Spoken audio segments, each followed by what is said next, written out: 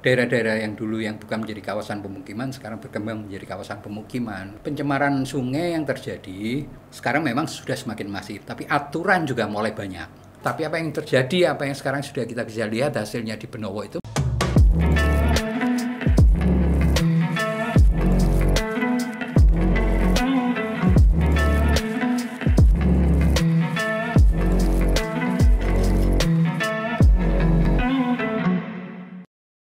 Assalamualaikum warahmatullahi wabarakatuh. Kembali lagi saya host Singkong dan Kopi, Haji Norman Fauzi. Dan kali ini hari yang istimewa, sahabat Dulur Lanang Tua saya berkunjung ke studio dan memang sudah sejak lama saya agendakan sama beliau dan beliau baru berkenan hadir hari ini. Sahabat Singkong dan Kopi, kita akan bicara santai dan tentunya yang bermanfaat. Podcast ini tujuannya adalah memberikan informasi, transfer knowledge kepada masyarakat, kepada pemirsa Singkong dan Kopi, agar semakin kritis, semakin banyak daripada literasi, dan nambah wawasan. Yang jelas tamu kita, pakar di lingkungan. Kalau sudah bicara tentang Adipura, beliau termasuk Dewan Juri, dan beliau juga Dewan Lingkungan Hidup Jawa Timur, melanglang buana kemana-mana.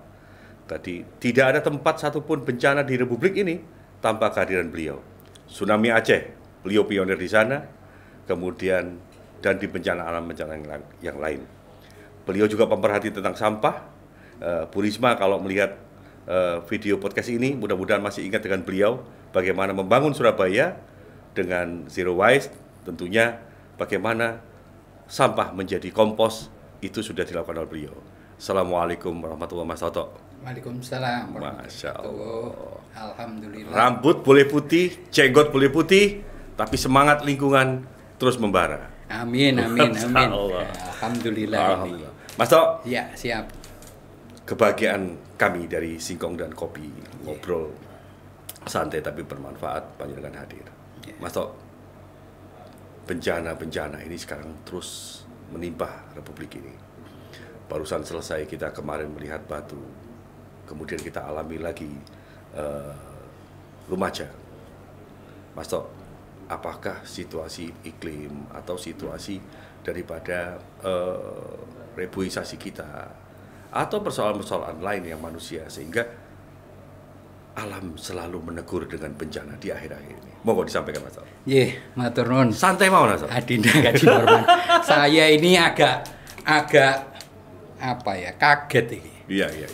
Saya diundang berapa kali memang ya karena ada sedikit kesibukan, kemudian pandemi dan sebagainya. Tapi begitu masuk ini, wah surprise, serius ini. Serius. Tempat podcastnya begitu. Kemudian yang kedua, acaranya ini Singkong dan Keju. Singkong dan kopi. Betul. Cuman alhamdulillah di sini tak delok kok kopinya nggak ono, singkongnya nggak ono. Terus ya apa ini? Karena yang ngomong bencana alam, jadi kita itu gitu ya. Prepare. Oh iya. Sewaktu-waktu ada bencana kita tinggal lari kan gitu. Ini kalau rodok serius ngene iki grogi ya Pak Dewi ya. Grogi nih ya.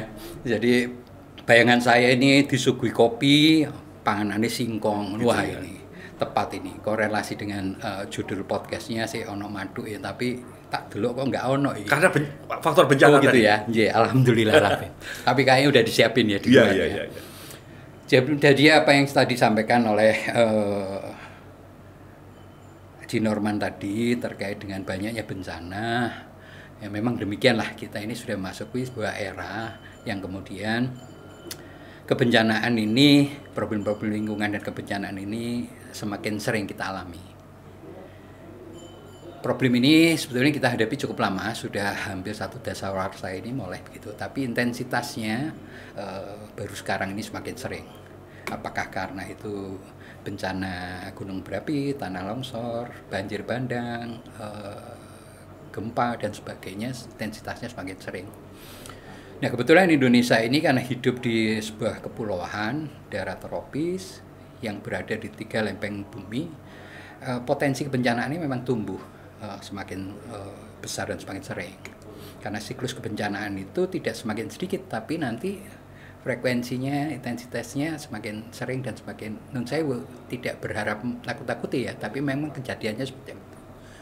Ya terkait dengan kebencanaan inilah kemudian kita memahami bahwa di dalam Undang-Undang 24 tahun 2007 tentang kebencanaan dan sebagainya, mulai kita pahami bahwa bencana itu bisa terjadi karena faktor alam, bisa terjadi karena faktor lingkungan, maupun bisa terjadi karena faktor yang lain, apakah itu epidemi seperti sekarang ini, atau kebencanaan karena sebuah kejadian sosial ya, chaos macam-macam dan sebagainya, itu kita kategorikan seperti itu.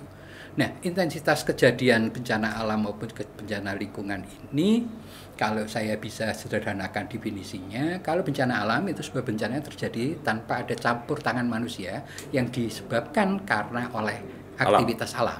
Ya. Tapi kalau bencana lingkungan, kita sebutnya sebuah bencana yang terjadi ada campur tangan manusia, kemudian triggernya bisa karena fenomena alam yang kemudian mengakibatkan sebuah bencana terjadi. Dan contoh-contoh bencana lingkungan ini sekarang semakin sering dan semakin akrab kita hadapi. Salah satu yang masih masih fresh lah di ingatan kita, kejadian kemarin yang di Batu ya, tanah longsor dan sebagainya, yang kemudian beberapa desa wilayah Bumiaji dan sebagainya cukup parah. Kenapa terjadi demikian? Karena Batu itu kemudian adalah satu daerah yang berada di pegunungan tinggi, DPL-nya sekitar 1.300 sampai 1.700, yang kemudian karena penataan kebijakan lingkungan yang selama ini mungkin karena pariwisata luar biasa begitu, kemudian pariwisata itu dianggap menjadi lokomotif pembangunan menurut teman-teman Batu, sehingga pariwisata didorong menjadi sebuah kebijakan yang diharapkan bisa memberikan kemakmuran, meningkatkan PAD dan sebagainya. Konsekuensinya pada saat kebijakan itu diberikan dan sebagainya, ada beberapa hal yang kemudian terganggu. Salah satunya persoalan ekologi lingkungan, salah satunya persoalan sosial dan sebagainya. Nah, karena kita ini belajar tentang kejadian-kejadian pembangunan ini yang terjadi di negara maju lebih dulu daripada kita, bagaimana mereka melakukan pengelolaan lingkungan secara menyeluruh, maka konsep pembangunan berkelanjutan bisa kita jadikan acuan sebetulnya. Di dalam pembangunan berkelanjutan itu ada 3 pilar utama, ekologi, ekonomi, dan sosial. Tiga-tiganya ini sama penting, tidak ada satupun yang lebih penting dari yang lain. Ekonominya maju, tapi kemudian lingkungannya dibabati, yang dahulu daerah tangkapan Bapersun, yang dahulu daerah konservasi dihilangin, dibangun hotel, dibangun perumahan dan sebagainya. Masyarakatnya juga begitu. Masyarakatnya dinafikan keberadaannya, tapi ekonominya yang diekspos, didorong luar biasa semacam itu, sehingga dua aspek ini kemudian non sewu di dalam konsep pembangunan berkelanjutan itu, kalau kita ngacu kepada persoalan di Kota Batu, kayaknya dua ini tidak mendapat porsi yang sama, yang ditonjolkan ekonomi. Ekologi dan sosial ini yang kemudian agak dinafikan. Nah, problem itu muncul pada saat dua ini kemudian menjadi persoalan serius. Nah, contoh kemarin kejadian itu pada saat di atas, kalau turun ke Cangar, mulai Bumiaji atas, kebijakan dibangun semacam itu, tanpa mengindahkan faktor-faktor ekologi dan sebagainya yang terjadi semacam ini. Nah, hal-hal semacam ini kalau bisa mulai sekarang ada kearifan tradisional atau kearifan kita semua untuk memahami persoalan demikian. Oke, Mas Toto. Yeah. Saya teringat ketika kita sahabat-sahabat Singkong dan Kopi, saya pernah diajak beliau untuk beberapa kali membela kepentingan masyarakat, tentunya memperhatikan daripada persoalan lingkungan. Beliau sering menyampaikan kepada saya ketika kita berhadapan sama kawan-kawan Dewan, menyampaikan aspirasi kami bahwa seperti yang beliau sampaikan, semua ini kompleks. Mas Toto, apakah kita terlambat untuk menata kembali disaster management kita?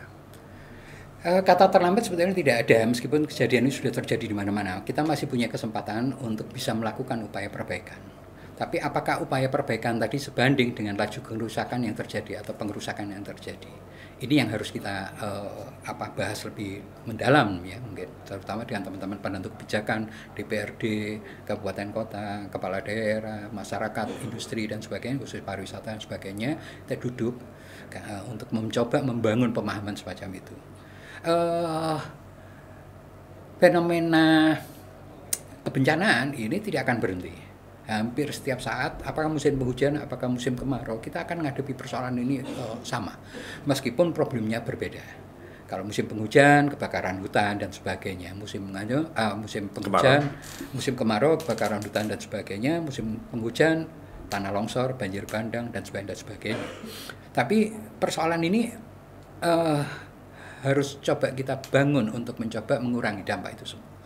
Nun sewu, saya sekarang ini wis kentekan nafas kalau kita hanya mencari yang salah saja, Pak. Tuding-tudingan kok zaman biyen kan nggak tahu untuk NTE. Kita mencari solusi untuk mencoba membangun agar masyarakat atau kita bersama mempunyai kesempatan hidup di dunia ini yang jauh lebih baik. Kebencanaan menjadi sebuah fenomena kejadian yang tidak akan pernah bisa kita hindari. Tetapi bagaimana kita membangun perencanaan agar bencana yang terjadi tadi bisa kita eliminir sehingga dampak bencana tadi tidak menjadi besar maupun luas. Mas Toto, saya lebih menarik tadi kita bicara tentang bagaimana bencana itu muncul dari pikiran, tindakan, sikap manusia. Tapi jangan dikatakan ini human error. Karena itu ada unsur kesengajaan. Sahabat Singkong dan Kopi, saya sering juga bersama beliau ketika menyisir Kali Brantas, kemudian melihat lokasi-lokasi bumi perkemahan dan sebagainya, yang semula itu adalah merupakan tempat ada hujan, tempat untuk penampungan air, tempat kita untuk menanam kembali, itu ternyata dirubah, dikonversi menjadi sebuah arena, sebuah apa yang memang itu kepentingan daripada pemerintah kota dan pemerintah kabupaten. Yang lebih parah lagi bahwa dari hulu ke hilir sungai kita sudah terkontaminasi. Mas Toto, kembali kepada persoalan tangan-tangan manusia yang tentunya mereka hanya berpikir untuk profit, tetapi mereka tidak pernah berpikir tentang bagaimana anak cucu kita ke depan. Hari ini kita mencemari lingkungan, tidak terasa 10 10 tahun ke depan ini anak cucu kita akan menikmati kekeruhan ini. Kembali yang ingin saya tanyakan, faktor manusia sejauh ini semakin parahkah dari zaman-zaman kita berjuang dulu? Saya kira begini, problematikanya memang agak berbeda dengan dahulu. Mungkin kalau dulu jumlah manusianya tidak sebanyak sekarang, maka problem tadi juga tidak akan sebesar sekarang. Nah, sekarang ini jauh lebih besar karena jumlah penduduk, daerah-daerah yang dulu yang bukan menjadi kawasan pemukiman sekarang berkembang menjadi kawasan pemukiman, kemudian ya industri juga demikian dan sebagainya. Pencemaran sungai yang terjadi sekarang memang sudah semakin masif, tapi aturan juga mulai banyak. Limbah B3 misalnya, bagaimana industri mencemari sungai dengan limbah B3 cair atau limbah industri cair dan sebagainya yang memberikan dampak jelek kepada sungai dan sebagainya. Sekarang sudah muncul banyak aturan dan sebagainya. Harapan kami ya tentunya dengan aturan, pengawasan maupun penindakan terhadap pelaku ini menjadi baik.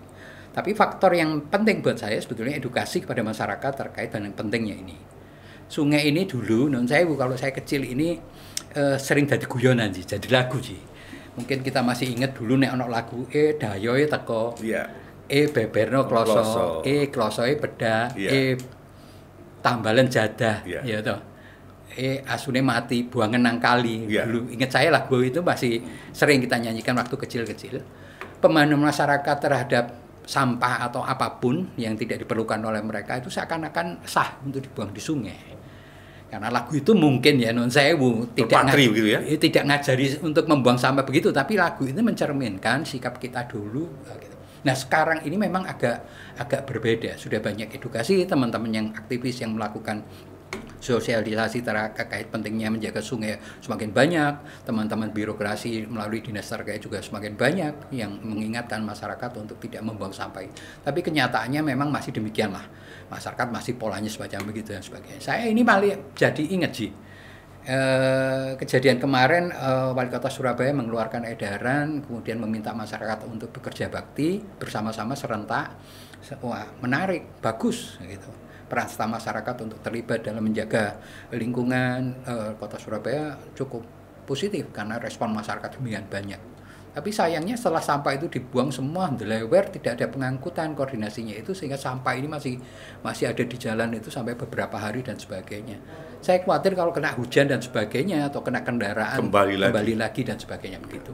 Ya semoga saja kalau mengadakan kegiatan semacam itu, mbok yo dikoordinasikan, ditoto yang agar tidak semacam itu. Mungkin per wilayah Surabaya Utara dulu dihitung pengangkutannya bagaimana, ininya bagaimana, petugasnya, sehingga masyarakat sudah melakukan kewajibannya kerja bakti, sampah bisa tertangani secara baik. Minggu depan atau 2 minggu kemudian wilayah yang lain, sehingga kejadian-kejadian itu jauh lebih bagus dan lebih hasilnya lebih nampak elok lah, cantik begitu, sehingga apa yang diharapkan dari kerja bakti itu bisa tercapai. Oke, Mas Toto. Sahabat-sahabat Singkong dan Kopi, melalui podcast Singkong dan Kopi ini kami ingin juga memberikan pencerahan kepada masyarakat. Ingat, ketika kita ada di rumah, kemudian plastik, sampah basah, sampah kering, sampah logam, itu kita buang. Itu namanya sampah yang ada di rumah tangga. Kemana sampah itu? Kita taruh di depan dengan plastik lagi. Kemana itu? Dibawa oleh bapak-bapak gerobak, petugas kebersihan kampung. Petugas kampung. Kemana itu? Ke tempat penampungan sementara. Ya. Melalui podcast ini, mudah-mudahan masyarakat paham, dan jeripayah Mas Erik selaku wali kota juga perlu kita ingatkan. Dari TPS masuk diangkut secara konvensional, begitu saja, mulai dari kita masih muda masuk sampai sekarang seperti itu, dibawa ke TPA, tempat pembuangan akhir Benowo. Betul. Kalau kita tahu di sana, itulah alur sampah. Sekali lagi, alur sampah kita dari rumah ke bak sampah depan, dari TPS diangkut truk dibawa ke Benowo. Betul. Di sana masih menggunakan sistem sanitary landfill. Di sana masih menggunakan sistem cover soil. Mas Tok, sampai kapan Benowo ini atau daerah-daerah yang lain menggunakan sistem numpuk tanpa mereka berpikir zero waste? Bagaimana? Jadi begini, boleh ngingetin kita dulu lah. Ya.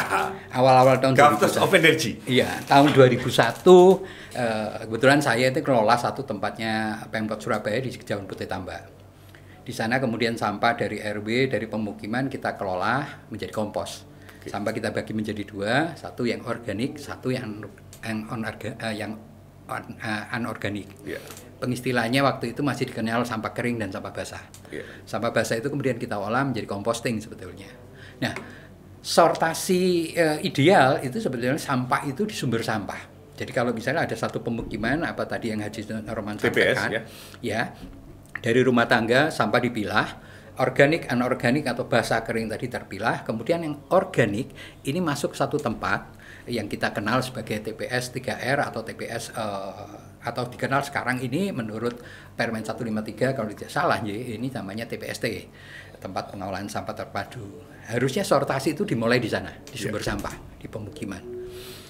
Nah, dari sana kemudian residu barulah diangkut, dibuang ke TPA, sehingga TPA dengan cara yang sekarang di dalam Undang-Undang 18 tahun 2008 pengolahan sampah ini di TPA itu jumlahnya berkurang dan kemudian bisa digunakan atau dimanfaatkan dengan pola yang ada. Kayak di sana pakai bioenergi ya sebetulnya, PLTSA ya, atau digunakan untuk pembangkit listrik di Benowo dan sebagainya, tenaga sampah. Nah, tujuan itu sebetulnya harus kemudian disosialisasikan, kemudian dibangun itu. Saya ingat saya agak lupa, saya mohon dikoreksi nanti, wali kota sebelumnya, ingat saya zamannya Pak Bambang DH ya, sempat sampah yang ada di TPS atau depo sampah itu dibangun insenerator. Sehingga dari rumah tangga, kemudian dibawa tugas sampah, kemudian selanjutnya dibuang ke depo. Di depo itu ada sortasi, tapi sortasinya pada waktu itu menggunakan insenerator.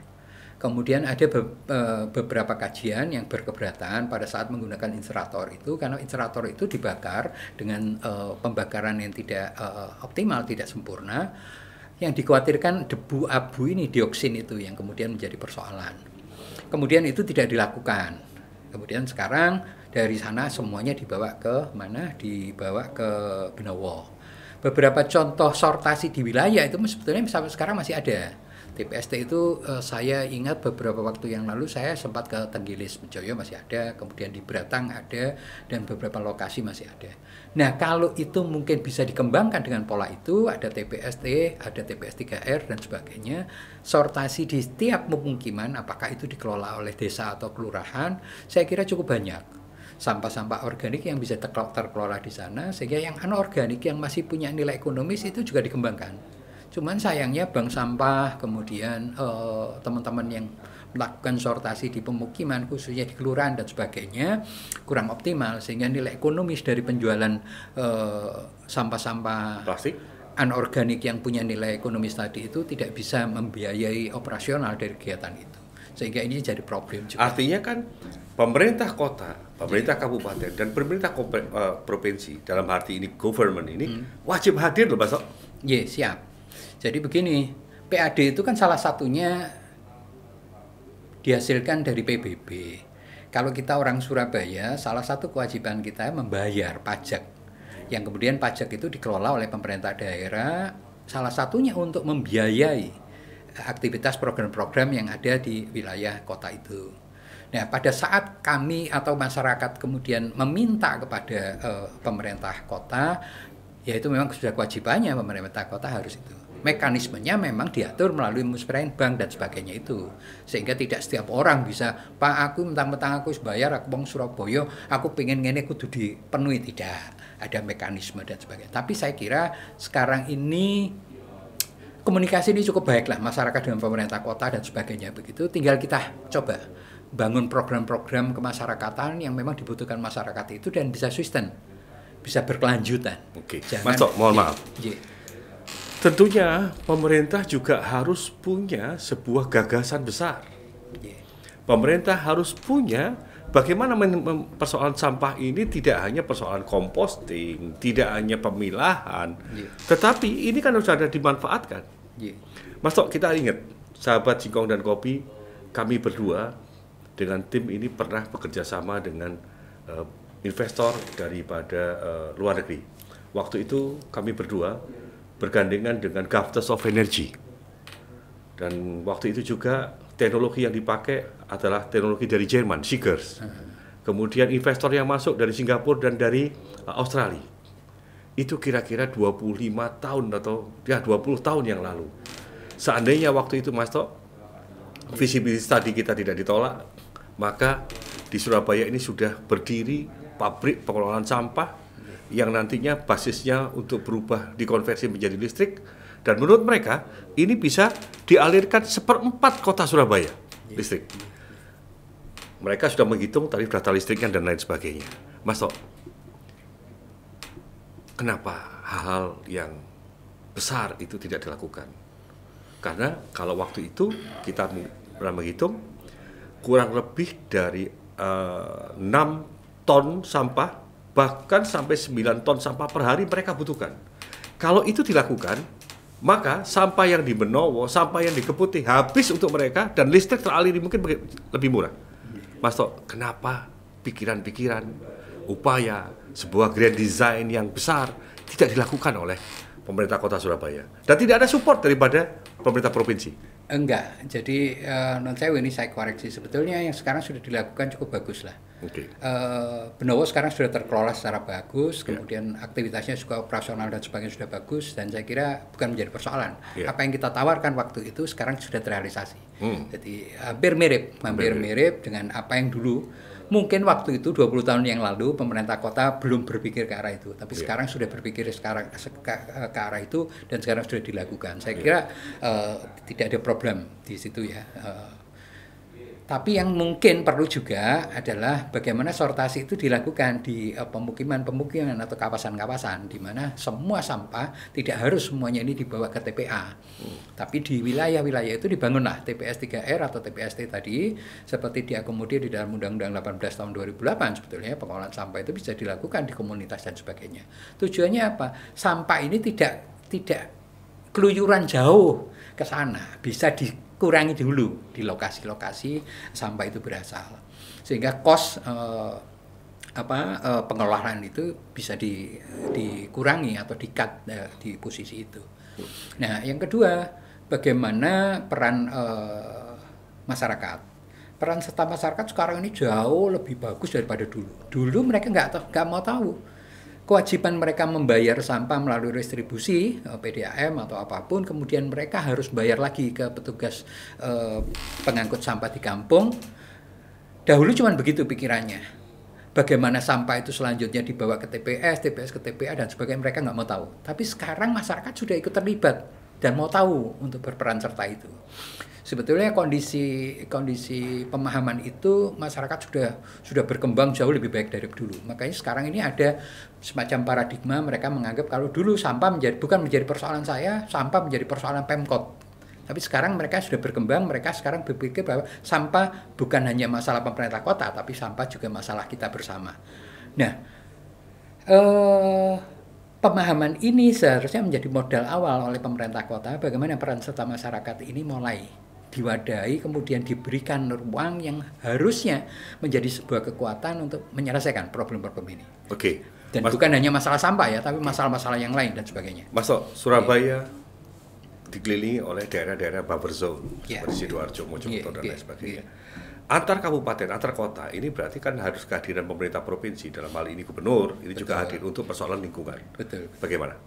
Ya, awal dulu sudah cukup lama pembahasan masalah begitu. Kita mencoba komunal ya, maksudnya antar wilayah, 3 daerah utama itu kemudian membahas bagaimana sampah ini bisa dikelola di satu tempat.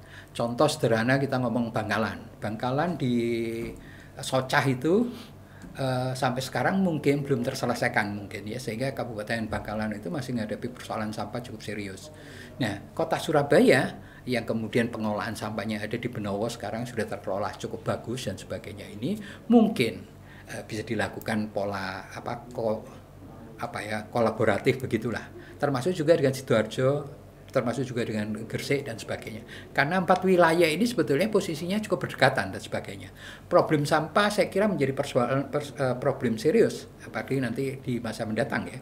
Karena problem sampah ini terkait dengan tadi aktivitas manusia, baik langsung maupun tidak langsung, kemudian dalam aktivitasnya manusia tadi pasti menghasilkan sampah.